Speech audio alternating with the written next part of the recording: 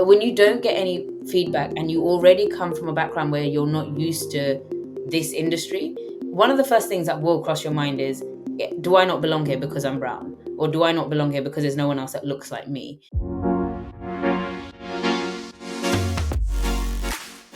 Hi everyone, welcome to the South Asians Rising podcast. Here we have guests come on sharing their stories of challenges that they've overcome. On today's episode, we have Luxika. Welcome, Luxika.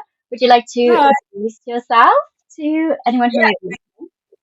Amazing. No, thank you so much, firstly, for having me on this. I think it's a great initiative for just South Asians generally to share stories as it is. But yeah, I'm Luxika. Most people know me as Luxie as well. I work as a lawyer. I was born in London. Extremely proud to be a Tamil person. And Yes, just that's me basically. I have a massive love for food, especially sweet things, which probably doesn't work in my favor. I am the But same. I have the biggest sweet tooth. which is weird because it's not like I even grow up on like Tamil sweets as such. I don't even know where I picked it. It's probably my love for like cakes, which a lot of people know me for as well. I guess my cakes, but yeah, that's me. So yeah, thank you so much for having me on. Oh my gosh, thank you for being on. It's really, really great to have you here. So, as you know, on this podcast, we share stories. So, my first question to you is going to be, what is something really tough that you've faced in life and you've overcome? I think for me, I'd probably pick my career, kind of getting to where I am in my career today. It's been one of the toughest journeys, I think, for me, purely because I went for something very non-conventional within my family. My family were more focused on kind of maths, science, and the traditional medicine route. I think I realized very early on that wasn't for me. So kind of multiple challenges along the way to kind of get to where I am. But yeah, I think my career overall probably is one of the toughest challenges I've actually faced till date. I can imagine because, like you said, right, we kind of, growing up, we have like a set career path sort of given to us. Been like, you either got to become a law, Yeah. like a doctor, lawyer. I mean, lawyer was one of my one. I don't know why. I don't know what you experienced, but okay. But like a prestigious career, right? So Yeah. that itself, like the pressure starts young for us, Yeah. like we have, and it really impacts a lot. Like the GCSEs that we take, the A levels that we take, it Yeah. all is taken into 100%. consideration of what we're expected to sort of become in our career. So I want to take you back to that time where, you had these pressures to follow a set career path, but you wanted to do something different. What was going through your mind at that time? I think a lot, I think a lot of us, a lot of, my friends especially, a lot of us are children of immigrants. So, the first kind of clash I think I faced in my life was the culture clash that I grew up with. Your parents come from a complete different generation, a complete different country, complete different culture.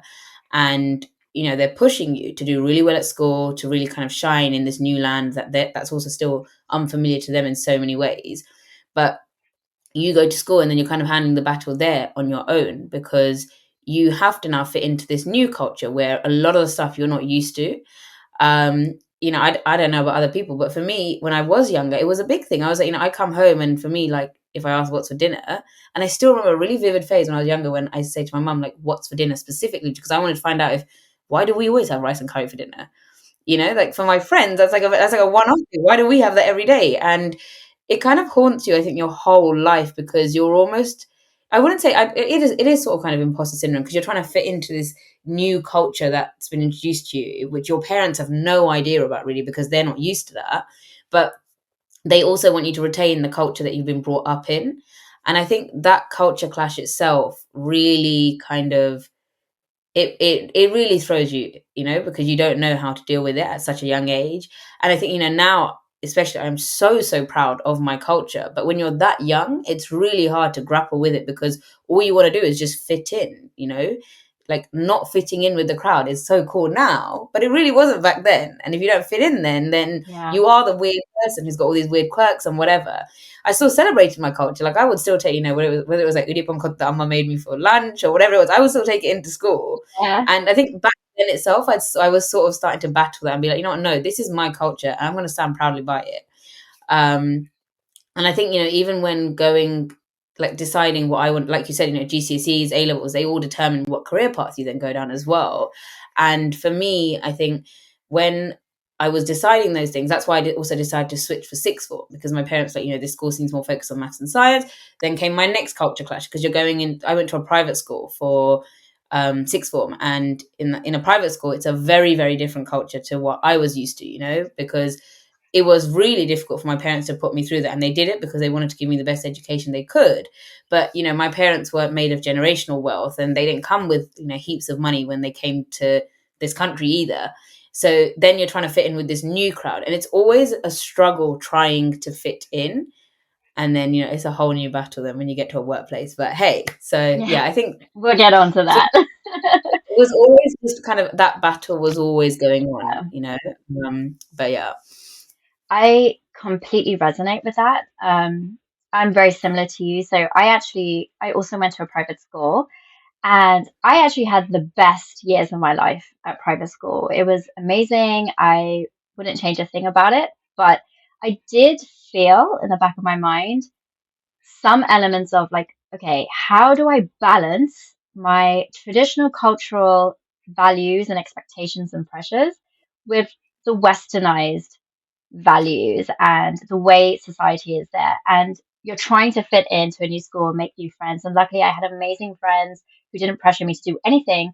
But I definitely felt that. And then not only that, being in a school which was predominantly consisting of white people, right? And then you're like a brown person and you're one of a few, you definitely feel it. And even my name, so my surname is like super long. In assemblies, registrations, and things like that, people wouldn't think, that it would affect me, but actually like teachers stumbling on my name, stuttering about not knowing how to say it, and in front of the entire class, sometimes in front of the entire school, it does Yeah. make you feel a certain way because you stand out, right? And like eventually it became like a running joke, and I got used to it. But deep down, it did impact me subconsciously because it made me feel like I was different and I didn't fit in. And I just wanted to say one more thing about the food. I remember going to school, like in my primary school, and everyone would be like, pack lunch, no, school lunch. Like nobody eats school lunch. But I was like, I freaking love it because it's something different. It's not rice and curry. So I Yeah. was like, every day excited to see what was going to be at school lunch because there was a chance to have something different. So completely resonate with you there about the culture clash, um, finding where you fit and also what your identity is. Took me a long time to figure out my identity. Completely agree. I think like that's the thing, like identity is such a big thing, I think, especially for children whose parents weren't born here. And Yeah. for you, like, who are you? Like, that, it's a really, really big question to like battle with. And I think now I've figured out parts of me, but I'm still figuring out like who I am as a person. What am I carrying on from my culture? What am I carrying on that I've kind of just like decided for myself? And there is so much that's packed within our culture, which is rooted in possibly kind of patriarchal values, or values which just didn't sit well with me, because I was very kind of headstrong, very much like, when I was young, I still remember having conversations with my mum where I said, when I get married, I am going to be the breadwinner of the family, blah, blah, blah. And, for my mum, she's looking at me like these kind of things are so new to her, because it wasn't kind of what she was brought up kind of hearing. And I was just known within my family for always kind of just voicing what I thought. I never thought twice about it, or kind of just doing the opposite to the norm. I almost started thriving off doing the opposite to what was kind of Yeah. expected within my culture. So like identity is, I think, so many people I know are still battling with it. And I don't think we give ourselves enough compassion or leeway for it either. It's not an easy thing at all. And so much, like, so many of us are so harsh on ourselves. And I think the fact that like you're taking even steps to try discover that part of yourself, that itself is something you should give yourself credit for. You're not trying to just stumble along, and you're really trying to give yourself credit, the culture you came from credit, and trying to amalgamate all of that and figure out where you fit in all that big jigsaw is a big thing. So yeah, kudos to Yeah. all of us, I guess. Yeah, I love that. And I think also as you discover yourself, you may find that certain things that you align with or, that you value and desire in life goes against the grain of societal expectations of you, right? So, like, how do you navigate through that? How do you still be your authentic self and Yeah. honor your needs and desires, but Yeah. be okay with maybe going against what is expected of you? Which brings me on to my next question. When you decided to follow an alternative career path, um, what was that like telling your family that and, your relatives that you're actually going to go down a different career path? Um, I think so. Like, I was very fortunate in the sense that my parents were very much, whatever you decide to do in life, you just need to just become the best at whatever it is. That was always the kind of principle they brought up me and my brother with. Um, but I think more than my mum, it frightened my dad, I'd say. And when I was younger, I really struggled to understand why. But I think kind of now that I've grown up more, I'm able to kind of empathize with his position, which he was in at the time. And kind of when my dad first came to this country, he had a degree, he could speak English. I wouldn't say it was like he wasn't like a native speaker as such, but he could speak English and he could definitely get through in a job. But he was rejected from so many places, saying your English isn't good enough, or if it was the fact that he was a brown person applying for the job. And I think those fears really were like deeply ingrained in him. And he never wanted his children to then have to go battle out for jobs. And in his eyes, if you were a medic, you'd kind of always be employed in some way or another. You'd always have a job. My husband will probably disagree with me now. I'm like, Lux, no, that's not the case for all medics now. But that's the kind of, I guess that was the Yeah. kind of thought process that he had in his head. And I clearly remember this one day because my dad used to run post offices, and one of his post offices was based in Chelmsford, which is a predominantly, I'd say, white area and there were very few brown people living there. And someone came to him and said, my dad said to him, like, my daughter's trying to become a lawyer. I was only 14 or 15 at the time, I think. And this person basically said to him, she will struggle. It is a predominantly male dominated industry. And as a South Asian female, she will probably struggle. Wow. The person wasn't wrong. They weren't genuinely, I think, trying to deter me or put me off or say I didn't belong there. But they were trying to alert my dad of kind of the struggles that I would face ahead. They were completely right about it because I did face those struggles ahead. But then my dad came home and said this to me. And I think for a whole day, I went to school and I told my best friends, guys, I'm not doing law anymore. I'm going to do dentistry. But I was known as the girl that was always going to chase her career in law. I had these big dreams of going to UN and everything. And maybe that's changed along the path. I'm not working for the UN today. But I always thought I would be doing law. And all of my friends knew me for that. And suddenly I came out saying, I'm going to do dentistry instead. I was always in it for the money as well. I'm not going to deny that at all. I just wanted to a Yeah. career that I knew was going to pay well, and then I could do whatever I wanted with that money in terms of whether it was helping people or whether putting that money towards a good cause. I could do what I wanted with it. I wouldn't have to struggle in that sense. So my friends literally looked at me like, you've literally changed within a day, even though your whole life you've made decisions towards this career of yours. And then I think, it took me a day, I went through it, and then I like came out at the end of it and I was like, I can't switch like this. It feels like I've just introduced this like foreign object into my body, and it's like my body is literally like trying to Mm, get rid of it. That's how alien the whole thought even felt to me, to like go for a completely different wow. career path. And I think it really showed me how much my dad didn't want me to struggle with the career path I was choosing.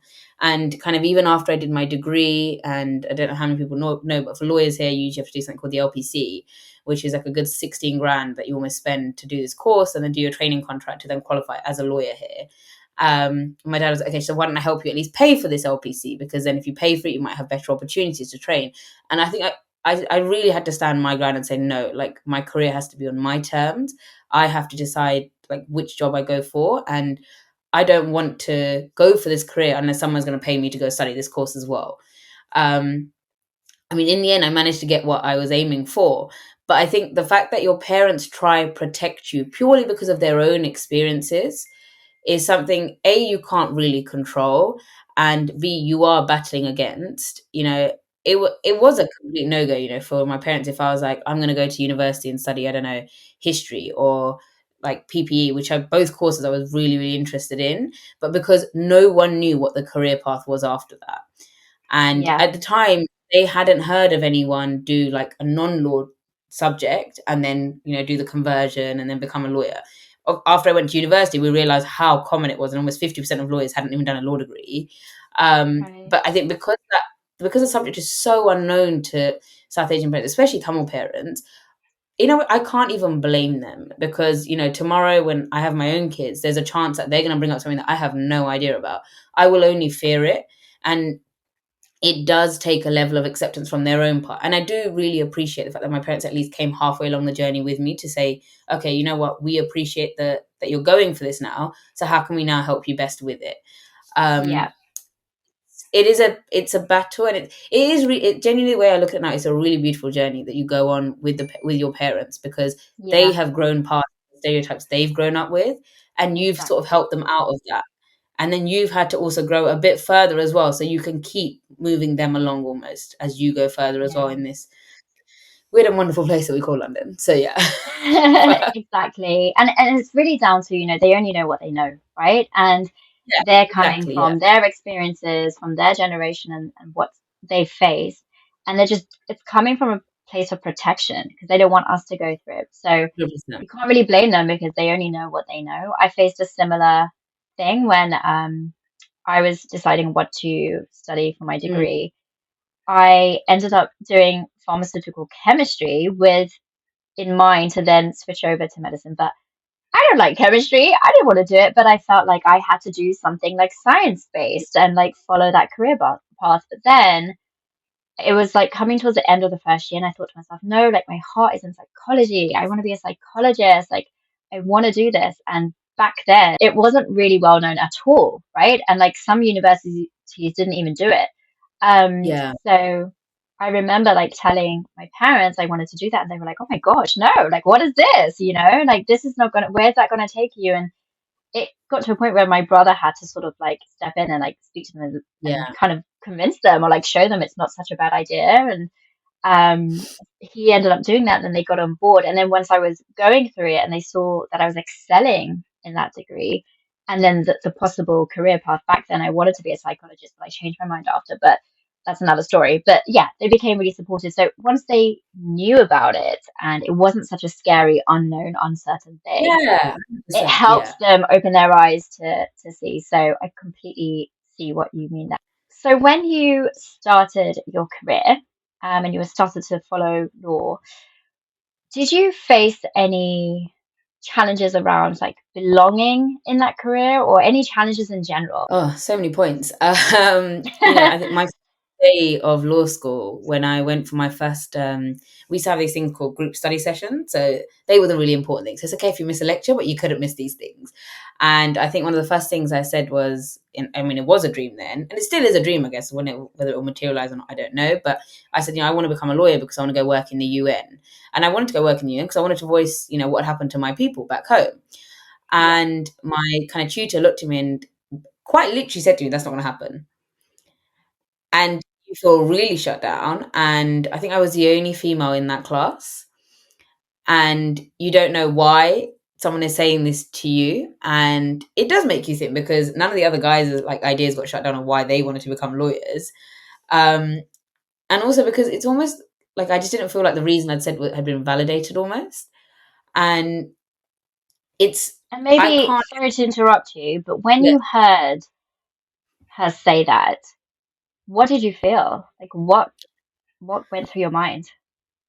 that I'm not in, I shouldn't be here. Like I've genuinely made a mistake. It's not kind of where I belong. I should just done what, a lot of my peers were doing, whether it was studying medicine and like places where I would have seen more people like me almost, The the fact that we come from a background where, genocide did happen, our people were chased out of their homes, their like countries and everything. It is a part of me. So it's hard, I think, sometimes going into workplaces where the people surrounding you don't understand the impact that has on the kind of background that you've grown up with, if that makes sense. Yeah, And 100%. I think I've said this to you before when we've caught up, but like microaggressions are something that I learned about. I only discovered that I'd experienced it during my training contract. I was very fortunate that where I worked, we had something which was an ethnic diversity network, and it was great to share kind of stories and experiences with other people from like ethnic minority backgrounds. And when they explained what microaggressions were, I was genuinely like, oh my, I've had this, like I've faced this. So why is it like, what, how have I not realized? And it's because you almost, this concept was like so new to me, but it resonated so much with me that microaggressions aren't necessarily someone, hardcore in your face being like, you're brown, you can't do this, or whatever it is. But they're like smaller things that you face on a daily basis. But every time it happens, it just cuts and cuts and cuts. And then by the end of it, you're looking at your arm and you're like, I've got 10 cuts on my arm.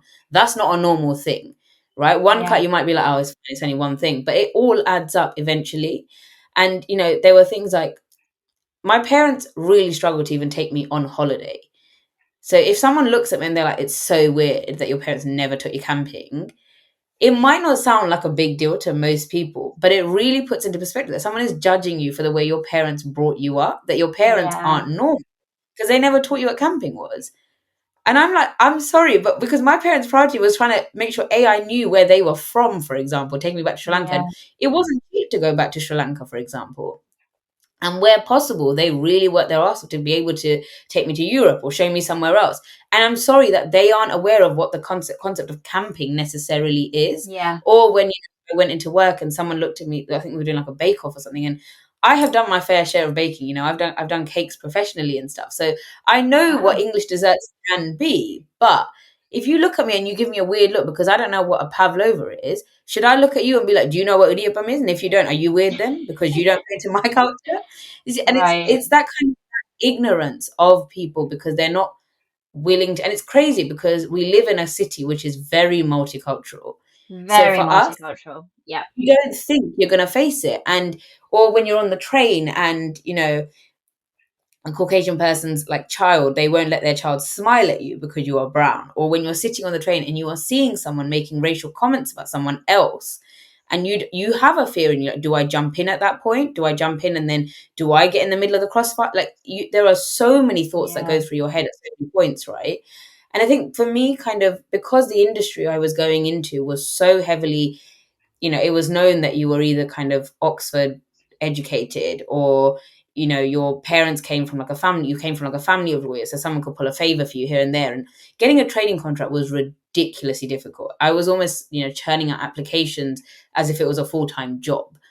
And Mm. because a lot of the time I'd like make it to like, for example, an assessment center, it was the final stage. And when you don't get any feedback, which I appreciate almost, people from any background it can happen to, but when you don't get any feedback and you already come from a background where you're not used to this industry, one of the first things that will cross your mind is, do I not belong here because I'm brown, or do I not belong here because there's no one else that looks like me?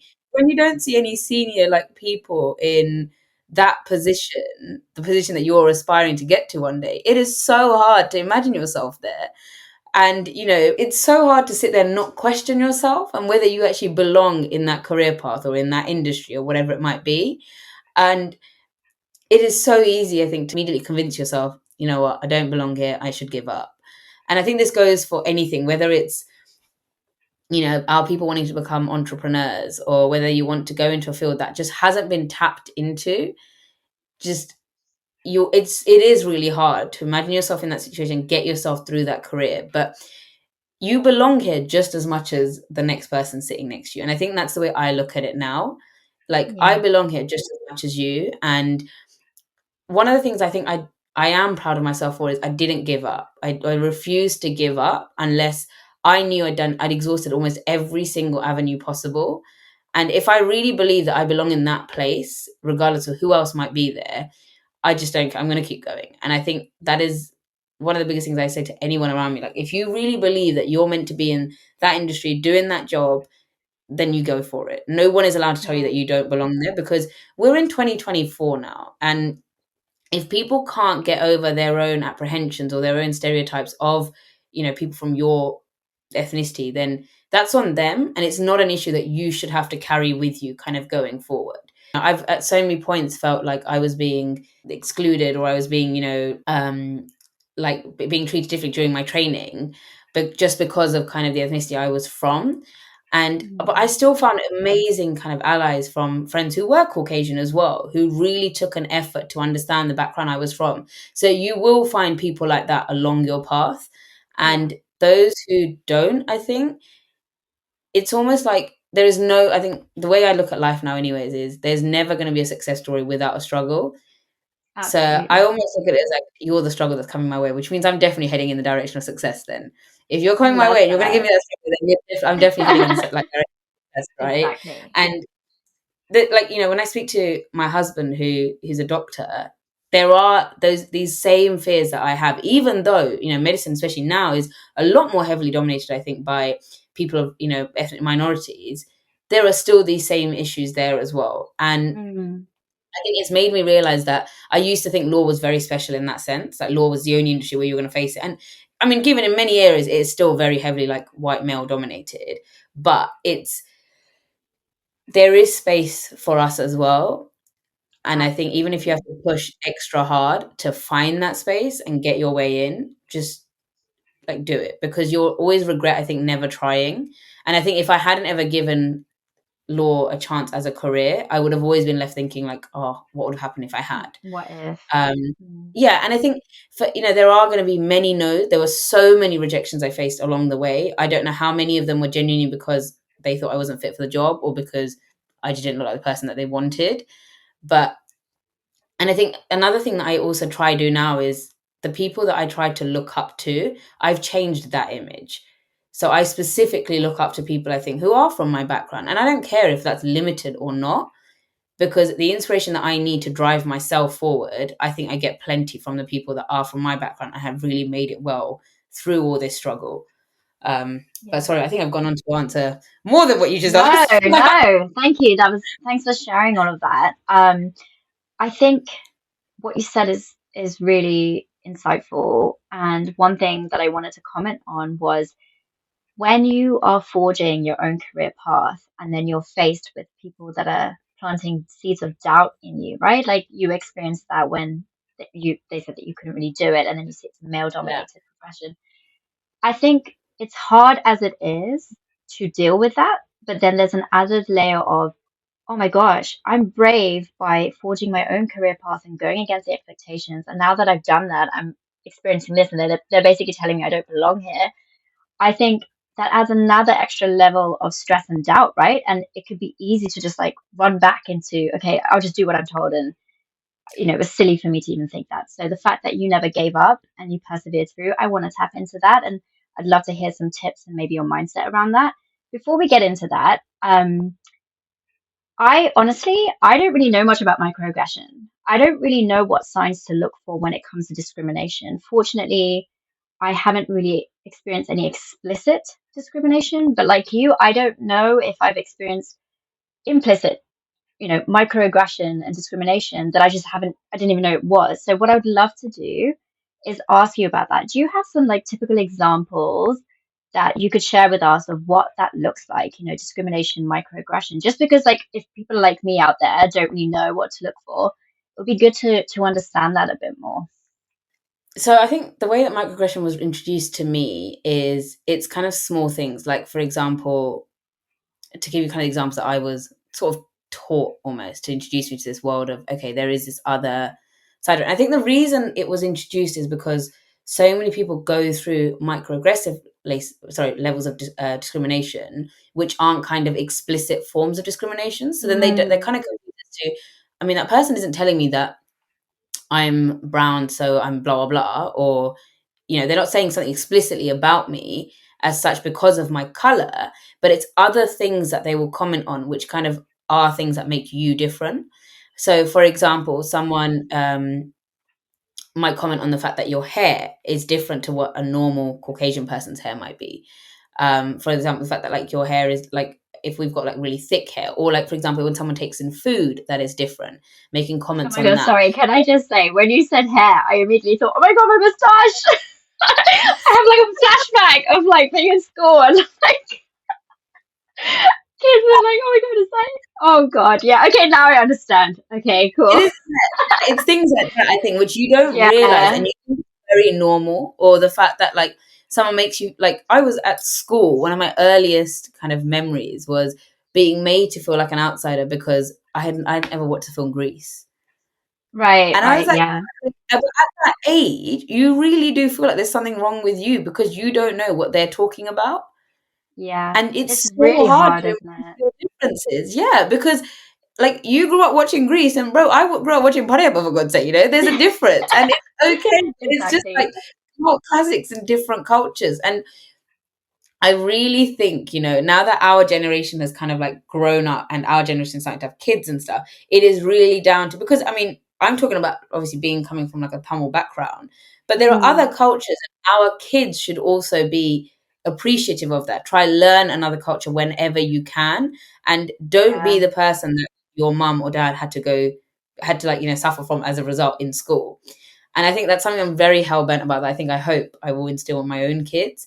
But it's things like that, because they do cut deep. And the fact that, I'm now 28, and this happened to me when I was 11 or 12. The fact that I still Mm, remember it today, I think it just goes to show how much it makes you really question your culture or like your identity. But I'm not the expert though on microaggressions, so this is kind of just what yeah. I was introduced to when I was working. And it was a really lovely lady within the Ethnic Diversity Network that introduced me to this whole concept, and I was just amazed. And there are people that go through way worse than I think I have, but again, it's just always having the doubt of whether you should even consider, whether you can even acknowledge the fact that this is happening to you almost, and to kind of just be like, no, it's not okay, or whatever it might be that you want to say against it. But sometimes the acknowledging stage itself, I feel like so many of us don't do, because A, we're not aware, and B, we're almost kind of conditioned to think it's kind of normal. Like I am brown, so I am a minority, so I kind of have to just listen to it and just put up with it. Yeah. Um, and I'm now at a stage where I'm like, no, I was also born here. So like why do I have to put up with something, when you don't have to go through those same struggles. So why do I have to go through it? Um Yeah. so it is a really, really tough one, I think. And it is again a part of like your identity, how much you are trying to forge that for yourself, and how much of it you're trying to carry through for yourself. Um Yeah. but yeah, it's a learning process, I think, definitely.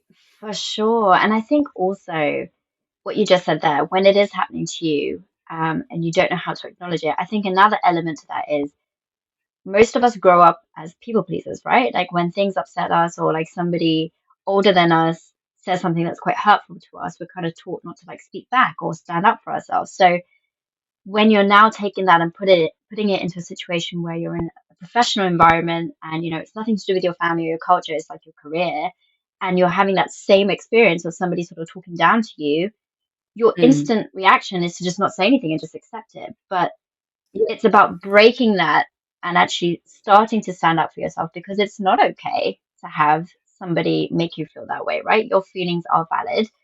So it's really important to firstly become aware of what microaggression is and what discrimination is, to understand if you are in that predicament. And then secondly, to build the courage and confidence to stand up for Mm. yourself and speak up about it. And I know, like, for me, I struggle with that. I'm a lot better than I was before, but definitely in my early career days, I almost sort of saw myself as like, okay, I'm lucky to be here, so let me just like put up with whatever, right? And I never used to speak up about things. And I'm just naturally like, I'm quite a jokey person. I can laugh at myself, and I don't really take things too seriously when people like joke about me. But you know, I'm sure there have been times where I felt a bit like, oh, that was a little below the belt. Like, oh, that was a little like, I'm not sure how I feel about that comment, but Yeah, exactly. And it's those moments, I think, that really you think, actually, I'm not sure if that mm, kind of goes past, the line that I thought we always had. Like, there's certain lines you don't right, cross, and I think you're crossing the line.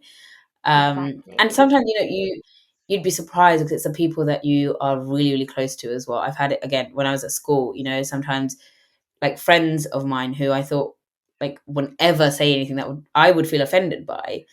And I did feel offended by, if like friends ever Mm, took the piss out, for example, the dancing that I did, because it was like Bharatanatyam is it's a dance that's very rooted in culture, and it's got like certain structural ways that we do certain things, and it's not as um how do I say, it's not as, maybe some people might not find it as entertaining as like Bollywood, for example. And to like be then like to for someone to take the mick out of you for that, almost, it's yeah, like, it's okay if you don't understand. That is absolutely fine. And there are other cultures that I might not understand something about. But it's not okay to then not try to find out something about it, at least, but just take the piss out of it instead. And I think that goes for, us as well. Like I'm always trying now, like if I do meet someone from a different culture, like tell me more, because I don't know anything about it and I want to know. Yeah. Or like, when, the worst one, when someone tries to shorten your name because they Oh don't know how to gosh. pronounce Yeah. it. It's not okay, Yeah. I decide if I want to introduce myself as Luxie or Luxica.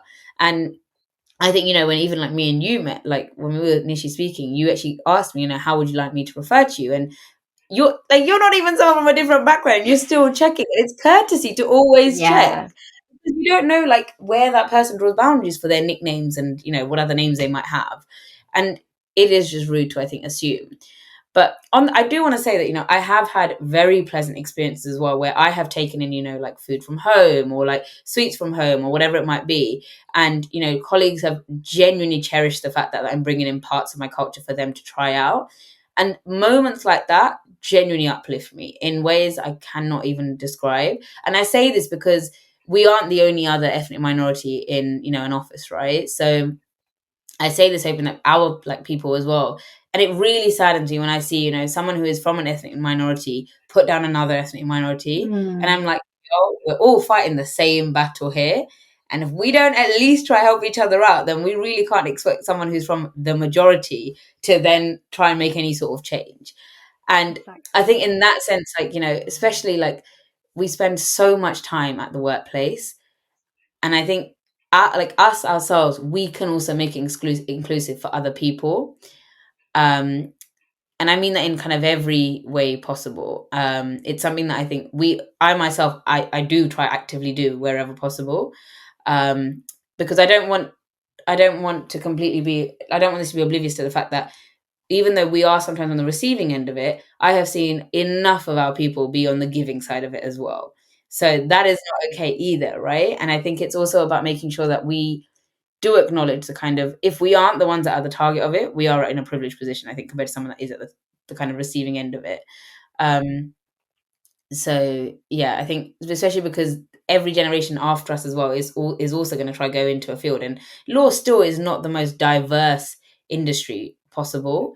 There are still so many issues that I think generations after me will have to face.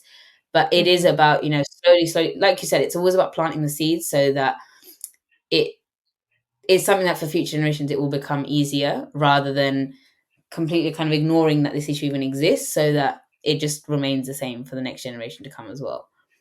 Absolutely. And I think, our generation is starting to break cycles and starting to be more Mm. open and wanting to change the narrative on things. So I think, we are heading in that direction. Thank you for sharing your journey so far. I think it's such an important topic because a lot of us go through things like this. And I love how strong minded and resilient you are. So I want to tap into that right now. If somebody else out there is kind of going through what you went through, so let's say they've been brave enough to forge a new career path for them, and but they're finding it a bit difficult. Maybe it's like not what they expect it to be, or maybe there are people within their profession that is planting seeds of doubt into them, and they're in that limbo where it's like, oh, was this the right thing? Should I have done it? Should I speak up for myself? But I'm a bit afraid. What advice or tips do you have for them? Oh, where can I start? Firstly, don't give up on it. I would eventually love to one day go into business. I think that's not even a career path that I am fully aware of, other than the business like my dad ran. But if you really believe, and I should tell myself this way more often, but if you really do believe that you can genuinely succeed because of the skill set you have or the passion you have for that job, and just because you don't see someone else in that position doesn't mean you can't become the person that is that person for someone else in the future. And it's okay because it is a really, really scary path, I think, to follow. um like I trained in house, for example, rather than training at a law firm, which was again another scary thing because no one I knew had gone through that route. But it's okay because you can be the person that's bearing that torch and saying, you know what, someone else can follow in my footsteps as well. But I think if all of us constantly say like, no, like why should I take the risk, or why me, kind of thing, then it will never ever change. And I'm a big, big person of believing that one person is enough to change things for 100 people almost. It sometimes only takes one person to do that.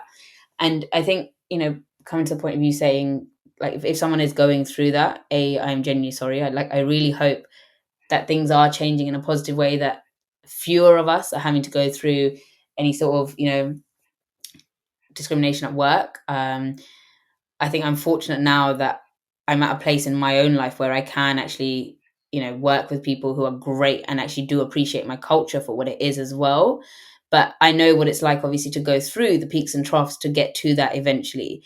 And I think sometimes if you're not comfortable, I think, speaking up, no one can force you to ever do that. It is your story to share, and no one else can take that away from you. But just know that, you belong there just as much as the other person. So it's okay to speak up for yourself, and just voice that. You're not trying to bring anyone down at the end of the day. You're just trying to say, like, I'm not okay with this, and it's not making me feel great. And you are allowed to say it because you spend a lot of time at work. Work takes up, the majority of our week. So it's really important that that is the place that, helps us still be the best version of ourselves, right? And the only thing I think I can say is just don't ever doubt yourself, because what someone ever says to you, and I think this is something that I think I actually got this from my brother, who said this to me when I had like a difficult situation. And he said, what someone throws at you is always a reflection of themselves, and it's not a reflection of you. So if someone is doubting your ability to be somewhere in a job because of for me, I'm a female, and B, I'm South Asian, that's their apprehensions, and it's their doubts, their stereotypes, their background, that's all playing into that. And I don't owe someone the education. And I think, especially when I was a part of that ethnic diversity network, that was a really key thing that someone taught me, that you don't owe anyone the education that they should kind of seek out for themselves. You can guide people in that direction, but you don't owe anyone. You can't blame yourself because they haven't taken it upon themselves to educate them about where you're from or who you are, or something as basic as your name. You don't owe that to anyone, and it's up to the other person to be like, okay, how do I pronounce your name? Is this the right way I'm pronouncing your name, for example? And you shouldn't feel like you're putting someone on. I used to feel that a lot, like, oh my god, I'm asking too much of someone if I ask them to, like, say my name right. And how can I ask them to say my name right because it's Sri Lanka? My surname is actually very short. It's about 6 letters, so it's not actually that bad. But yeah, 6 letters. But I know for other people, when you've got Mine's like a surname, 15, so a lot of people feel guilty because they're like, I feel bad that I'm making them kind of say this whole thing. And it's like, mm, no, my surname is my pride, and you should be giving it the same kind of respect that I give yours, for example. And I think always, if you especially when you are proud in that sense, always stand by that and help people, I think, understand your culture and where you're from, but you don't owe it to anyone as an apology in an apologetic way, if that makes sense. yeah, But definitely. I think it's also like that's a really good point that you made, like help people to understand because I think, you do get the people that know what they're doing and doing it intentionally, but there are a lot of people that just genuinely don't realize how they're coming across or the impact it has on what they're saying. exactly. And I think another thing that I always try to remember myself is like everybody's looking through their own lens, right? So I'm looking through life at a lens, you are doing the same, they're doing the same. And it's all based upon like our previous experiences, our beliefs, and everything that we've been through. So it's shaped the way that our lens is focusing. So when somebody is planting seeds of doubt into you or like doubting your capabilities, they're just looking through their own lens and basing it on their own experiences. So you don't need to take that and put it in your pocket and believe that that's the gospel truth, right? Like you get to decide what you bring to the table. And if you don't have enough skills, fine, you can learn it. Like it's not a dead end, right? Like don't take on board what other people say about you. Only you can Yeah, say about you. And that's the truth. So I really liked 100%. what you said there. I think your Great. culture is for you to carry, and the pride you have your culture is definitely something that you can happily carry, whether it feels like a weight for you or not. I can't obviously comment on, but someone else's apprehensions and what they throw at you is definitely something you don't need to carry. And I've had that in the past, like when I was whether it was at university or school or wherever else it was, and you shouldn't have to carry that for them. So you do you. Yeah, You. So exactly. Love that. Self-empowerment. Thank you so much, Luxika, for sharing your story and your advice. I think it's been really insightful, and I've actually learned stuff myself from this conversation. So, really happy to have had you on. if somebody's listening in and it's resonated with them and maybe they're going through a similar situation, is it okay if they like reach out to you just to kind of Absolutely. talk to you about it or hear some more? Are you cool with that? More than fine, absolutely fine. My pages on Instagram are not hard to find at all. They're literally just my whole name. So type me in and always feel free to drop me a message. I'm more than happy. Especially if you're trying to become a lawyer, man, hit me up. We need more people in my industry. So Yeah. yeah, absolutely fine with me. Love that. Okay, I'll put your details in the description box. Thank you once again for today's episode. I've really enjoyed our conversation. Thank you to everyone who's been listening. Hope you've got something from this. If something did particularly resonate with you, do leave a comment and let us know. And if anyone else would like to participate in the show and have a story to share, do reach out to me. I'm opening up season 2 guests now, so would love to hear from you. And thanks. Have a nice day, everybody. Thank you.